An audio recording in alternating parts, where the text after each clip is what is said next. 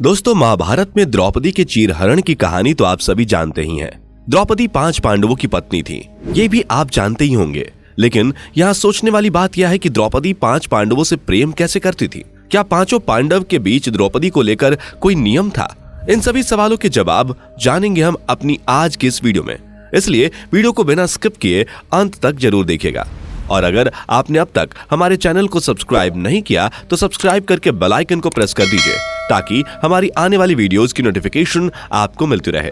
अगर आप हमारी ये वीडियो फेसबुक पर देख रहे हैं तो हमारे पेज को भी जरूर फॉलो कर लें। तो चलिए शुरू करते हैं। दोस्तों, महाभारत से जुड़ी हुई ये कथा उस समय की है जब धृतराष्ट्र की आज्ञा से इंद्रप्रस्थ में राज्य पाकर पांडु पुत्र धर्मराज युधिष्ठिर अपने भाइयों और द्रौपदी के साथ सुखपूर्वक रहने लगे थे।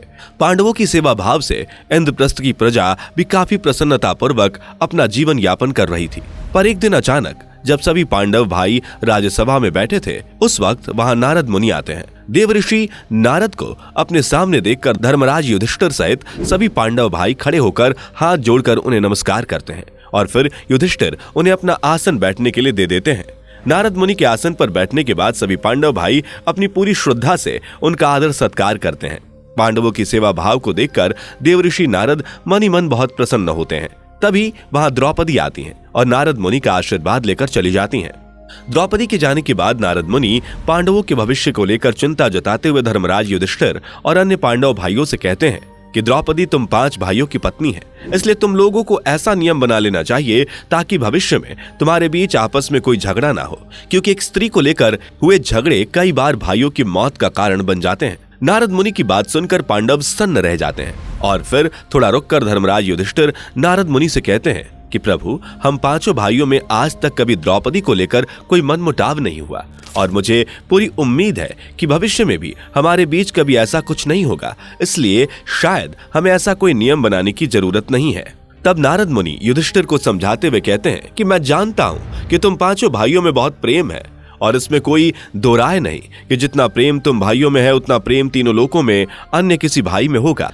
लेकिन मैं तुम्हें यह भी स्पष्ट बता दूं कि नियति को कोई नहीं जानता, इसलिए ऐसी कब क्या जरूरत आन पड़े और तुम्हारे बीच द्रौपदी को लेकर विवाद हो जाए यह कोई नहीं जानता। इसलिए मैं तुम्हें एक कथा सुनाता हूँ। इस कथा को सुनने के बाद तुम खुद निश्चय करना कि क्या तुम्हें ऐसा कोई नियम बनाना चाहिए या नहीं। दोस्तों, इसके बाद देवऋषि नारद मुनि 5 पांडव भाइयों को सुंद उपसुंद की कहानी सुनाने लगते हैं। दोस्तों, आपको बता दें कि नारद मुनि जिस सुंद उपसुंद की कहानी पांडवों को सुनाते हैं उनका वर्णन महाभारत आदि पर्व में विदुरागमन राज्य बल्लभ पर्व में वर्णित है, जिसके मुताबिक प्राचीन समय में सुंद और उपसुंद नामक 2 पराक्रमी असुर भाई थे। दोनों के बीच बहुत ही ज्यादा प्रेम था। उनकी मति सदा एक सी रहती थी। दोनों को देखकर ऐसा लगता कि वो दोनों एक दूसरे के बगैर अधूरे हैं। एक दिन उन दोनों के मन में तीनों लोगों को जीतने की इच्छा हुई, जिसके बाद वो दोनों भगवान ब्रह्मा की कठोर तपस्या करने लगे। उनकी तपस्या से प्रसन्न होकर एक दिन भगवान ब्रह्मा प्रकट हुए और उन्हें मनचाहा वर मांगने को कहा, जिसके बाद दोनों भाइयों ने भगवान ब्रह्मा से अमर होने का वर मांगा। तब ब्रह्मा ने उन्हें कहा कि यह अधिकार तो सिर्फ देवताओं को है, तुम कुछ और मांग लो। तब दोनों भाइयों ने बहुत चालाकी से भगवान ब्रह्मा से कहा कि हम दोनों को ऐसा वर दीजिए कि हम सिर्फ एक दूसरे के द्वारा मारे जाने पर ही मरे, तीनों लोकों में किसी के पास इतना बल ना हो कि वह हमें मार सके। तब भगवान ब्रह्मा अपने कहे मुताबिक उन दोनों को यह वरदान देते हैं। वरदान पाने के बाद दोनों भाई तीनों लोकों में हाहाकार मचा देते हैं। उन दोनों दैत्य भाइयों ने इंद्रलोक पर भी अपना अधिकार जमा लिया, जिससे सभी देवता परेशान होकर भगवान ब्रह्मा की शरण में गए। तब ब्रह्मा जी ने उनका वध करने के लिए भगवान विश्वकर्मा को बुलाया। भगवान विश्वकर्मा के आने पर ब्रह्मा जी ने उन्हें एक ऐसी सुंदर स्त्री की रचना करने को कहा जिसे देखकर हर प्राणी मोहित हो जाए। तब भगवान विश्वकर्मा ने ब्रह्मा जी के कहने पर एक दिव्य सुंदरी को बनाया। उस सुंदरी के शरीर के अंग सोने की भांति दमक रहे थे। उसके लंबे बाल, नैन नक्श किसी को भी मोहित कर सकते थे। भगवान ब्रह्मा ने उस सुंदरी को तिलोत्मा नाम दिया और उससे कहा, देवी, तुम्हारी रचना सुंद उपसुंद भाइयों के वध के लिए की गई है। तुम्हें उनके पास जाकर अपने रूप से उन्हें मोहित करना है। तुम्हें देखने के बाद उन्हें कोई और दिखाई ना दे, तुम्हें ऐसा प्रयत्न करना है। अब तिलोत्मा भगवान ब्रह्मा से विदा लेकर अपना कार्य पूरा करने के लिए निकल पड़ी। इधर सुंद उपसुंद दोनों भाई एक पर्वत पर बैठकर आपस में बातें कर रहे थे। तभी उस पर्वत पर तिलोत्तमा पहुंचकर कनेर के फूल तोड़ते हुए उनकी तरफ बढ़ने लगी। जैसे ही तिलोत्तमा दोनों भाइयों के सामने पहुंची, वे उस पर मोहित हो गए और दोनों उसे अपनी पत्नी बनाने के लिए मचल उठे। जहां सुंद तिलोत्तमा को अपनी पत्नी बनाना चाहता था, वहीं उपसुंद भी उसे अपनी पत्नी बनाने के लिए उतावला हो रहा था। तिलोत्तमा को पाने के लिए दोनों भाई अब आपस में बहस करने लगे। धीरे धीरे इनकी बहस लड़ाई में बदल गई। दोनों ही एक दूसरे पर अपने अस्त्रों से प्रहार करने लगे और अंत में दोनों एक दूसरे से लड़ते हुए मारे गए। इस प्रकार एक स्त्री ने दोनों भाइयों को आपस में लड़ाकर मार डाला।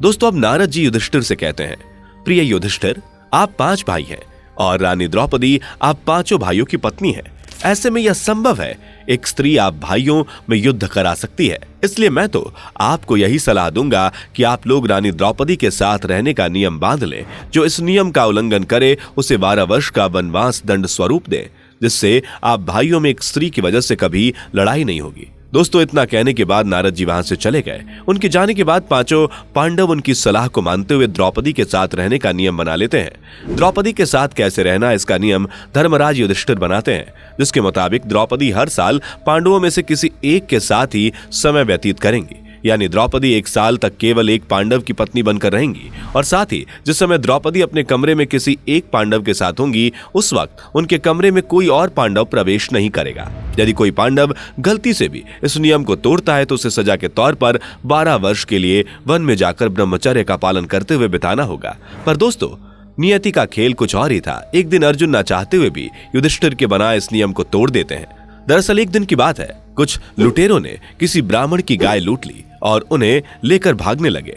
वह ब्राह्मण दुखी होकर पांडवों के महल की तरफ भागते हुए जाता है। उस वक्त महल के बाहर अर्जुन टहल रहे थे। अर्जुन को देखकर ब्राह्मण रोते हुए कहने लगता है, हे पांडव, तुम्हारे राज्य में मेरी गाय छीन ली गई। अगर तुम अपनी प्रजा की रक्षा प्रबंध नहीं कर सकते तो तुम निसंदेह पापी हो। ब्राह्मण की बात सुनकर अर्जुन उसकी मदद करने का फैसला करते हैं, लेकिन अर्जुन के सामने एक समस्या थी। दरअसल जिस कमरे में राजा युधिष्ठिर द्रौपदी के साथ बैठे हुए थे, उसी कमरे में अर्जुन के अस्त्र शस्त्र रखे हुए थे। अर्जुन अब सोच में पड़ जाते हैं कि वे युधिष्ठिर द्वारा बनाए हुए नियमों का पालन करें या फिर ब्राह्मण की मदद करें। अंत में अर्जुन यह फैसला लेते हैं कि उन्हें ब्राह्मण की मदद करनी है, फिर चाहे उन्हें इसका प्रायश्चित ही क्यों न करना पड़े। जिसके बाद अर्जुन बिना समय गवाए सीधे द्रौपदी के कमरे में प्रवेश कर गए और फिर युधिष्ठिर से अनुमति लेकर धनुष बाण उठाया और ब्राह्मण की मदद के लिए निकल पड़े। अर्जुन ने जाकर लुटेरों को अपने बाणों से मार गिराया और गायों को वापस ब्राह्मण के पास लेकर आए। ब्राह्मण ने अर्जुन को ढेर सारा आशीर्वाद दिया, फिर वहां से अपनी गायों को लेकर चला गया। ब्राह्मण के जाने के बाद अर्जुन युधिष्ठिर के पास गए और उनसे कहा कि मैंने आपकी प्रतिज्ञा तोड़ दी है, इसलिए मुझे आप वनवास जाने की आज्ञा दें। युधिष्ठिर को यह पता था कि अर्जुन ने ब्राह्मण की मदद के लिए उनकी प्रतिज्ञा तोड़ी है, इसलिए उन्होंने अर्जुन से कहा, तुम मुझसे छोटे हो और छोटे भाई यदि अपनी स्त्री के साथ एकांत में बैठा हो तो बड़े भाई के द्वारा उनका एकांत भंग करना अपराध है। लेकिन जब छोटा भाई यदि बड़े भाई का एकांत भंग करे तो वो क्षमा का पात्र है। इस पर अर्जुन ने युधिष्ठिर से कहा कि आप ही कहते हैं धर्म पालन में किसी भी प्रकार की धोखाधड़ी नहीं करनी चाहिए, इसलिए आप मुझे वनवास जाने की आज्ञा दें। अर्जुन की बात सुनकर युधिष्ठिर अर्जुन को वनवास जाने की आज्ञा दे देते हैं, जिसके बाद अर्जुन वनवास को निकल पड़ते हैं। तो दोस्तों, उम्मीद है कि अब आप समझ गए होंगे कि द्रौपदी कैसे अपने 5 पतियों के साथ रहती थी। इस वीडियो में फिलहाल इतना ही। कहानी पसंद आई हो तो वीडियो को लाइक करें और इस तरह के और भी अमेजिंग एंड इंटरेस्टिंग वीडियोस देखते रहने के लिए चैनल को जरूर सब्सक्राइब कर लें। Thanks for watching.